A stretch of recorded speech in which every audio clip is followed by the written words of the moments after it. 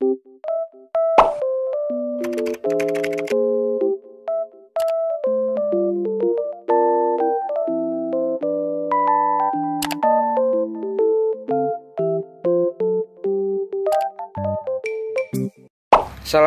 warahmatullahi wabarakatuh. Perkenalkan, nama saya Fairuz Rifki Nafis, NIM 120420091 dari Prodi Rekayasa Kehutanan. Perkenalkan, nama saya Sherly Arianawati, NIM 120330054, Prodi Teknologi Industri Pertanian. Perkenalkan, nama saya Sutinofrianti dari Teknologi Industri Pertanian dengan NIM 120330042. Perkenalkan, nama saya Nur Hikmah, NIM 120330041 dari Prodi Teknologi Industri Pertanian. Perkenalkan, nama saya Genaro Alfa Valentino dengan NIM 120420039 dari Program Studi Rekayasa Kehutanan. Apa itu gaya Lorentz? Merupakan kombinasi dari dua gaya, yaitu listrik dan magnet di medan elektromagnetik. Siapa sih penemu gaya Lorentz? Yaitu Hendrik Anton Lorentz pada tahun 1895 yang berasal dari salah satu fisikawan dari Arnhem, Belanda. Pada awalnya, Hendrik meneliti interaksi konduktor listrik dan kemudian menerapkan medan magnet. Dari hasil penelitian itu mendapatkan gaya yang disebut gaya Lorentz.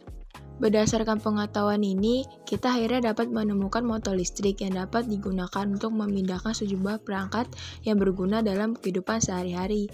Misalnya, kipas angin, mesin cuci, baterai, blender, dan masih banyak lainnya. Nah, kali ini kita akan membahas penerapan motor listrik sederhana pada blender. Blender merupakan salah satu alat rumah tangga listrik atau yang disingkat ARTL yang digunakan untuk menghancurkan atau menghaluskan bahan makanan. Alat ini menggunakan komponen pengiris bentuk pisau bermata 4. Pisau ini berputar melalui koper roda-roda gigi dan karet ke poros motor yang berputar. Pada badan atau bodi blender terpasang sebuah skalar yang berfungsi untuk menghidupkan atau mengatur kerja motor. Variasi skalar ini umumnya bergantung pada merek blendernya itu sendiri. Jadi tiap merek itu beda-beda apa aja variasi-variasi di dalamnya. Komponen-komponen elektronik ada kapasitor, resistor, induktor, dan dioda. Yang pertama, kapasitor berfungsi untuk membangkitkan beda fase flux magnet yang berselisih fase dengan flux magnet yang dibangkitkan oleh kumparan utama. Yang kedua, resistor berfungsi untuk mengurangi arus start pada motor untuk mencegah terjadinya arus lebih pada kumparan motor. Yang ketiga, induktor berfungsi untuk mengantisipasi atau menggroundkan frekuensi tinggi yang terjangkit akibat putaran tinggi motor. Yang keempat, dioda berfungsi untuk mengarahkan tegangan yang masuk ke dalam kumparan. Berikut contoh animasinya. Bagian utama pada motor DC yaitu stator dan rotor. Stator merupakan bagian motor yang tidak berputar. Bagian ini terdiri dari rangka dan kumparan medan. Sedangkan rotor merupakan bagian yang berputar. Bagian rotor ini terdiri dari kumparan jangkar. Kita dapat secara logis memahami prinsip kerja dari motor DC. Ketika arus mengalir melalui komutator, maka akan menghasilkan medan magnet. Interaksi adanya arus dan medan magnet dengan menggunakan aturan tangan kanan mengakibatkan munculnya gaya, sehingga kumparan akan mulai berputar.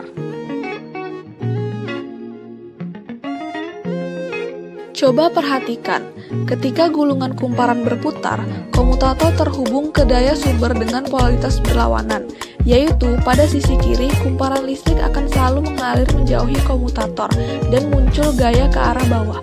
Sedangkan pada sisi kanan, listrik akan selalu mengalir menuju komutator dan muncul gaya ke arah atas. Akibatnya, bagian medan akan berputar karena adanya dua gaya yang berlawanan arahnya. Jika kita mengamati pergerakan torsi pada kumparan, kita akan mengetahui bahwa ketika putaran pada kumparan mengakibatkan flux magnet hampir mendekati 0, akan ada gerakan tidak teratur pada rotor jika kita tetap menjalankan motor DC pada kondisi tersebut. Untuk mengatasi masalah ini, kita dapat menambah lebih dari satu kumparan lagi ke rotor dengan pasangan komutator terpisah, di mana pada saat kumparan pertama berada di sisi vertikal, maka kumparan lainnya akan terhubung ke daya sumber sehingga kekuatan motif selalu hadir dalam sistem dan mengakibatkan putaran motor menjadi lebih halus. Jadi, kesimpulannya yang pertama, hubungan antara daya dan torsi pada motor listrik itu berbanding lurus. Semakin besar daya motor, maka semakin besar juga torsinya. Dan semakin kecil daya motor, maka semakin kecil juga torsinya. Yang kedua, hubungan antara kecepatan RPM dan torsi pada motor listrik itu berbanding terbalik. Semakin besar RPM motor, maka semakin kecil torsinya. Dan semakin kecil RPM pada motor, maka semakin besar torsinya. Mungkin ini saja yang bisa kami sampaikan mengenai penerapan motor listrik sederhana pada blender. Sekian dari kelompok kami. Wassalamualaikum warahmatullahi wabarakatuh.